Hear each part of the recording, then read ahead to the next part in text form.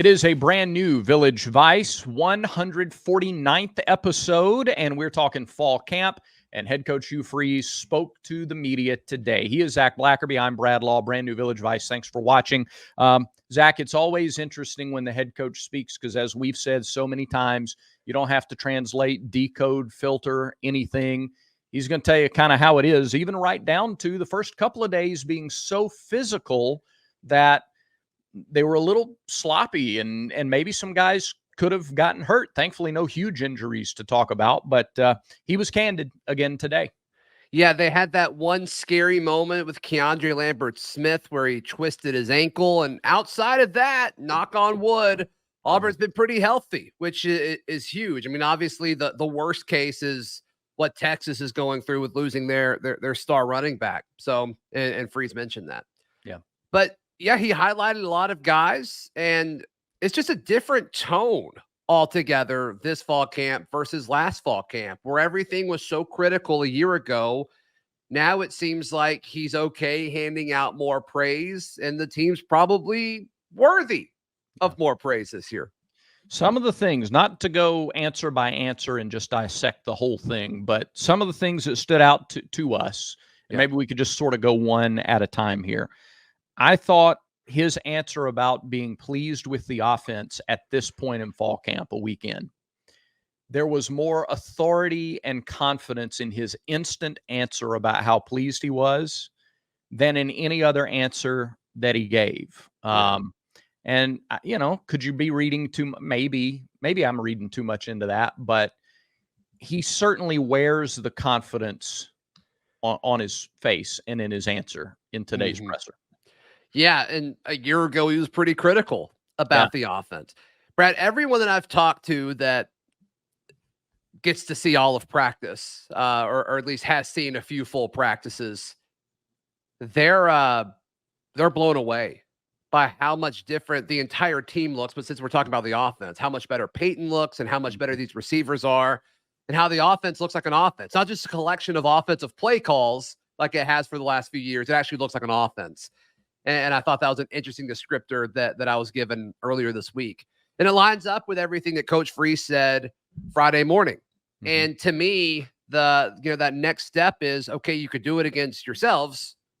Can you do it against Alabama A&M? Can you do it against Cal? Can you do it against Arkansas and kind of get better each and every week? Yeah. And it's shaping up to where they should be able to do that. The offense, it doesn't have to be elite. It doesn't have to be a top 5 offense in the SEC. If they could be a top half offensive system in the conference and the defense stays about where it was a year ago, this Auburn team is going to be scary. It's going to be a tough out for anybody they play this season, including on the road in Athens and Tuscaloosa if they do those things, Brad. And it seems like there's a shot that they do it, which is exciting. It is. And there's always two conversations when you talk about the building of this program, and that's the 24 season. Yeah. And then what's to come. Right. And one of the things that excited me about what is to come along the same lines is talk about the interior offensive line. And he praised Braden Joyner and he praised Tate Johnson being a leader. And he said Dre Carter is moving people. And Dre Carter is a guy who is, I don't think we expect to see much of him on the field this year. Had it been 3 years ago or 2 years ago, he might have played half the snaps. Sure. In the season. But when you think about the way this staff, I'm going to apply it to the other positions and the overall vision that the staff has. When you look at what they've done with the offensive line, and then you hear things like Joyner and Johnson and Carter and these guys providing depth and really coming into their own, and Tyler Johnson the same way, it's easy to get really excited about what this program can be. When you look at the number of bodies on the offensive line. Yeah, you could see how they're going to slot in the future. They're preparing for the future. And so, Dre Carter has a chance to start at guard next year after Dylan Wade moves on and goes to the league. He's out of eligibility. Percy Lewis next to him. Tyler Johnson's probably the guy waiting in the wing there. There'll be a little bit of a competition with Seth Wilfred, the JUCO guy that they brought in, but that should be all you have to replace. We'll see what happens with Xavier Miller and Jeremiah Wright, but they've got eligibility left. And it's like, if that's all you have to replace and you've already got 2 guys waiting in the wing, it's a good spot to be in, especially when you talk about that 2025 season being the opportunity where you could take that step and really push it to the college football playoff. And obviously the offensive line's a big part of that. But yeah, I mean, the staff is planning for the future. Yeah. And it's hard not to look ahead and be too excited for the future, because you want to be successful this season too. And the fact that, like, Tate Johnson was starting games 2 seasons ago for Auburn, and now he's a depth piece on the interior of the offensive line. I don't know that he's not going to play a whole lot, but in this discussion, he was a depth piece. And so the fact that all of these guys who have talent and they're big frames and they're moving people around, it is exciting for the future. But the fact that you're talking about them as depth because you feel very good about the guys you have starting on the front line puts you in a good spot for this season. So it's a discussion of both 24 and beyond. Yeah. And obviously Hugh Freeze is aware of that, and he was asked about his recruiting strategy and how they're really focusing in on the state, which is obviously fun. A few things that he said also this morning, Brad, that stood out to me is I've been asked both on social media and in comments on various YouTube things about the returners, and I just kind of assumed that they would keep Jarquez back there. And I'm not a fan of putting your starting back there. Yeah. But they did it last year. So it sounds like Jeremiah Cobb is going to be the primary kick returner. Yep. Based off of his comments this morning. He did have the caveat, but like, that's today. So anything can change. But he also mentioned Malcolm Simmons, KLS, and Bryce Kane as punt returners. We saw Perry Thompson earlier in the week returning punts, or at least catching punts in practice. So that one still might be pretty open. Yeah. And I think that's really indicative of the depth and the fact that you have some tremendous playmakers. Jeremiah Cobb could be a really explosive weapon returning kicks. We saw how, he was a touchdown maker a year ago in limited carries. And so in his sophomore year, with more physical maturity, still got the same burst of speed, excited to see what he can do returning kicks. Again, it's indicative of the fact that he's in a crowded running back room. And as much as Jarquez wants to, you don't want to put your first line running back, your all SEC running back out there, if you feel like you have another explosive option back there. Now, he mentioned Keontae with a little bit of some ankle trouble. Yeah. And so in his place, you have other guys, but what a chance for freshman receivers potentially in Kane and Simmons to get on the field. Yeah, I don't love putting a freshman back there. I mean, that's just such an important role. And we saw like why it's so important, unfortunately, in the Iron Bowl. Like, you can lose games if you don't handle that correctly. So I don't love the idea of a freshman being back there, but obviously this coaching staff's going to know this team better than anybody. KLS being back there, I think, makes a ton of sense. I think Keontae being back there makes a ton of sense, but we'll see. We'll see how that shapes out. But it could just be, like you said, it gives them an opportunity to be on the field early, which is something you've got to think about. You want to keep these guys around and be a part of your roster. And so you need to make sure everybody's happy. It's just this new age of college football. Yeah. He said a few other things that I thought were interesting, Brad. And let's touch on those, including maybe the fall fling, maybe the guy who has the most chatter around him this fall outside of the receivers. We'll touch on that in just a second, Brad. That's right. First, I got to tell you about our friends at Barner Supply Company. Yes. The hat that I'm wearing today came from Barner Supply. They have tremendous designs. They have like 5 or 6 different designs for hats and stickers and koozies and other apparel, and they're expanding. This is a group that's been around now for a little more than a decade, and they just, they had a passion for creating unique art and unique apparel. They're a humble group of just genuine, hardworking Auburn people. And they take the word Barner, and instead of letting that be or have a negative connotation, they go, well, sure, blue collar, outdoor loving, hardworking, honest. You're going to call me those things? Great. Sign me up. I'll embrace it. So check out everything that they have. And they've got a coupon code, a promo code for Village Vice viewers. So for our villagers, if you go to barnersupply.com, and load up, and then at checkout, apply the promo code VillageVice. All together, no spaces, Village Vice, you're going to get 15% off your total order. You could get this very hat. You can get this very sticker. Ooh. You could get this like logo on a hat if you'd like as well. Ooh. So check it out, barnersupply.com. Yeah. So another thing that I thought was noteworthy from Freeze's Friday presser is, I mean, the JC Hart just isn't like the hype, the buzz. Yeah. It's not going away. And I guess the thing that really kicked the hype train into gear was the rep against Perry Thompson, where he won that one-on-one, and props to JC Hart for that. But just everybody that you talk to, they mention JC Hart. They talk about him being in the 2 deep. And this is a guy who they didn't know if he was going to be a corner or a receiver a year ago. Mm-hmm. And so it's been kind of cool to see him ascend and step up. But yeah, JC Hart getting a lot of love from everybody, including Freeze this morning. No, first team All-State guy at a small school. He went to Lochapoka, so he's local. Yeah. Really good size. He's listed on the Auburn website at 6'2", 199. Terrific size. Now, we've talked a bunch in the offseason about the depth in the secondary being positive for a lot of reasons, not the least of them because it creates competition. And so when you're repping against better receivers and you're repping alongside fellow talented corners, and Auburn has a lot of talented corners, some guys are going to stand out and they're going to rise up, answer the bell, and they're going to be winners in fall camp because of that environment. And JC fits that bill. Yeah. Yeah. So that's been fun. Been fun to see JC Hart. Then Isaiah Rakes continues to be getting the most love on the defensive line. And some of that might be because he's new. Some of it might be because he is violent at the point of attack. He's played for Durkin before, so it might be less of a learning curve. I don't know. I don't know, but like, he looks great. He plays violent. And it sounds like that's something that Auburn needs on the defensive front.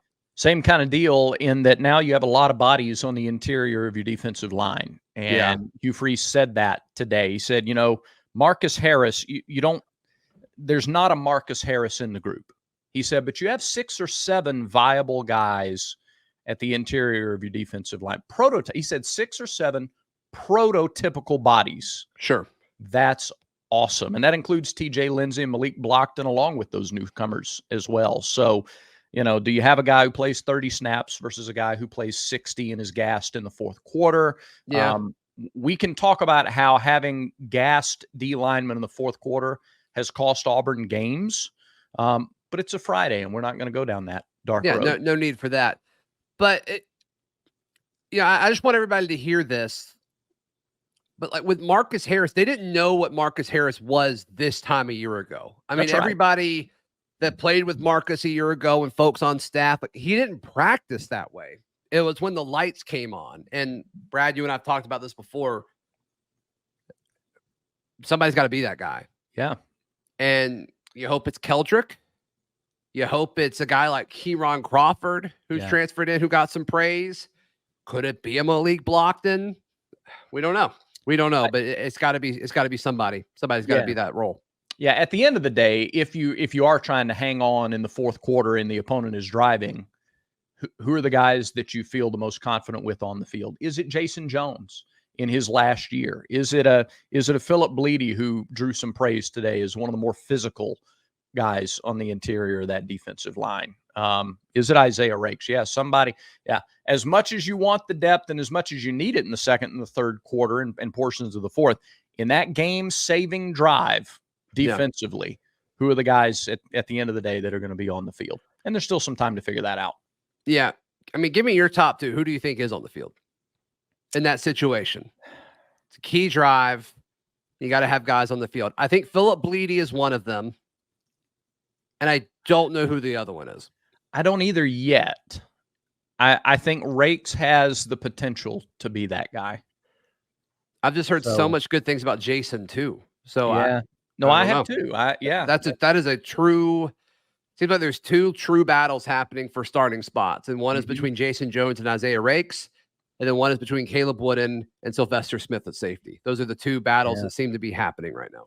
And interestingly, Sylvester was mentioned today in sort of a challenging way. Antonio Kite was mentioned in a challenge that we need those guys to come on. And I think that's always interesting to listen when a coach speaks as well. Who's he praising? And then who is he saying, all right, we need him to be this guy? Does that mean that he hasn't quite been through 1 week of practice, or is he just underscoring the importance of it? Yeah, I mean, Sylvester's on the NFL team's radar. I mean, I talked to folks about it at the Senior Bowl earlier this year, and I was a little shocked when I didn't see him with the ones right away at the start of camp. We've seen him there now, and so we'll see what happens with that. But then Antonio Kite, I mean, I haven't heard anything about him. Nothing. It's been all about Jay Crawford and Kayan Lee and Keontae Scott and now JC Hart. So we'll see what happens with Antonio Kite for sure. There was some interesting drama. Can I say drama? Sure. Pettiness? Dishonesty? I don't know. Yeah. I don't know. Let's jump into that in just a second on this edition of Village Vice. Hey, want to tell you guys about our friends at Roback. Roback makes the best clothes that you could potentially or possibly imagine. They've got awesome hoodies that Brad and I love. They have great collared shirts that I wear pretty much exclusively to church now on Sundays. But check them all out, roback.com. They're fantastic. And don't pay full price because we don't want you to do that. You don't want to do that. And just use promo code VICE20 for 20% off that order. You'll love all of the options. If you're anything like me, you're going to have a hard time picking because they have so many cool different patterns to choose from. But check it out, roback.com, and use promo code VICE20 at checkout. I'll say this too about Roback. It's not just men's gear. They have some tremendous apparel, leisure wear for the ladies. Got some sleeveless zips and quarter zips and shorts. And so if you're looking for gifts, birthdays are coming up, birthdays, anniversaries, fun little things as we head toward the fall. Check it out at roback.com. Yes, please do. Please do. All right. So Michael Casagrande is a longtime Alabama beat writer. Okay. All right, let's just sort of lay everything out and take the emotion out of what he does now. He's like an SEC writer for AL.com. Okay. But he also, within the last month, has co-hosted a YouTube series with Eli Gold on a set that's fully decked out with Alabama stuff. So it's like he was an Alabama writer for a long time. Technically not now, but not so you'd really notice it. Okay. He put out a post on X the other day of the Perry Thompson, JC Hart interaction. And like objectively, clearly, we all know the intent was to drive engagement because it came across as a dig at Perry, the guy who flipped from Alabama to Auburn. Right. So, I mean, it's kind of hard objectively to argue that wasn't the intent. We're all smart enough to know that. And I do think you left a little bit of context out. Sure. So the last time he drove up to Auburn was to ask Durkin about stuff that happened years ago at Maryland. And then he didn't ask that question of Saban when he was hired as a staffer there. And then this guy also claims he's not a Bama fan, but at the time he had plenty of pictures posted in Alabama gear, including Alabama collared shirts and polos, and also had a picture of Bryant Denny as his like cover photo. So like not a Bammer, but that's like, come on. Yeah. Everybody's wise enough to know the card that's being dealt, right? We all get it. Right. With that said, so not a guy who's going to go out of his way to praise Auburn. Can we establish that?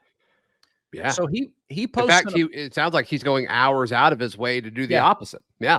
Correct. Yes. Knows his audience very well. And who knows if there's a personal side to it or not. But that's, again, we all know the deal. Sure. With that said, on Thursday, he posts an article, an opinion column titled, Auburn's talking me into this. The Tigers could be legit in 2024. And in that article, he goes on to talk about the 2-year bump for Hugh Freeze, the talent improvement on the roster, the different look of Peyton Thorne, and all of the other items around him, the schedule. And at the end of the day, he makes the case. He said, here's the line, not calling for an Auburn playoff run or an early December trip to Atlanta, but a return to respectability. And he says, I see it. So a guy who's not geared or engineered to praise Auburn has gotten his attention. And I don't think he's the only member of that media machine that has noticed that Auburn looks legit. Yeah, or at least they could look legit. Yeah, I mean, all right, cool. I'm glad you think Auburn might be good. Is that worth like driving down to cover? I don't know. Like, you're telling me that practice window changed your mind, where you're highlighting a video of one of the prize recruits that are coming in, and you're saying, well, this is the only rep I saw and it wasn't great. And it's like, so like, what? Yeah. That sold you? Like, do you need to come down for that? Like, it's kind of weird to me. I don't know. Sure. A little strange. Yes. But I thought all of that behavior, like, that's different from an Auburn beat writer writing that same thing. Probably a little bit straining or maybe uncomfortable to write that, perhaps. Maybe.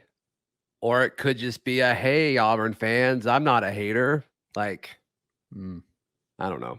Okay. I don't know. You think it worked? You think folks believe it? I think the average Auburn fan doesn't know who he is. Yeah. Fair. Because the average Auburn fan doesn't go to AL.com. I mean, they have just nuked that part of their readership. It's a good point. That's fair. I got no beef with that argument. Yeah. Okay. But I'm glad that he thinks Auburn's going to be better. Yeah. Like, did he specify what a return to respectability means? Is that 8 wins? Is that 9 wins? Like, did he clarify in the write-up what that meant? No, not specifically. I'm just thinking like 7-5 doesn't scream respectability in this conference. So I would think it'd need to be better than that, right? The next line also says programs won just 2 bowl games in the past decade. They were Birmingham and Music City Variety. I don't even know that the bowl win is that significant, depending on which bowl it is. Sure. I mean, I don't think that's how you classify success of a program. Right. Correct. Now he quotes Brandon Frazier. You're telling me like 2017 wasn't successful? Yeah, because you lost the bowl game. I agree. Like, did you leave something on the table? Could it have been an even better year? Absolutely. That's going to happen most years. Like most teams that like underachieve are going to feel that way. Correct. Yeah. He quotes Brandon Frazier as saying, I think we can definitely compete for an SEC championship. And that's the way the article ends. It just ends with a quote. But that's not him. That's just a quote of an Auburn player. Yeah, I didn't realize Frazier said that. That's juicy. Yeah. Way to go. Way to go. I hope he's right. That'd be awesome. That'd be tremendous. Yeah. All right, Brad. I think that about does it for today's show. Just real quick, everybody, check out thebarnauburn.com. We are posting content in there. That is our message board. It is a ton of fun. And we got more action than the Bama one that they launched. So that's really all that matters. It's like the Beat Bama food drive. It's the Beat Bama message board war. Yeah, that's right. Thebarnauburn.com. We're dropping nuggets in there all the time. So be sure to come and join and check out. The first month is $1. I mean, come on, just come and see if you like it. We are excited about that and look forward to you joining the conversation there for sure. Yep. Absolutely. All right. Until next time, remember, everybody has vices. Everyone has vices. Make sure Village Vice is one of yours.